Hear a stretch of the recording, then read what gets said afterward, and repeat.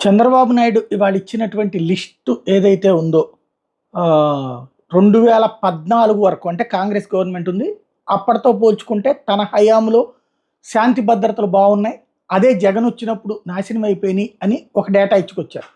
But 2014 వరకు అంటే అంతకు ముందు ఉన్నటువంటి ప్రభుత్వంతో కంపేర్ చేశారు కానీ ఇప్పుడున్నటువంటి ప్రభుత్వంతో అంటే జగన్ ప్రభుత్వంతో కంపేర్ చేయలేదంటూ ఇప్పుడు వైసీపీ వాళ్ళు లెక్కలు విప్పి చెప్తున్నారు. అందులో ఏదైతే తెలుగుదేశం హయాంలో రేప్ అండ్ హత్య కేసులు 2016-19 మధ్యలో 34 అయితే దర్యాప్తు సమయం సగటున 222 రోజులు పట్టింది. అదే వైఎస్ఆర్సీపీ హయాంలో ఒకటి తక్కువే 33 సంఘటనలు చోటు చేసుకుంటే దర్యాప్తు సమయం 58 రోజులే పట్టింది.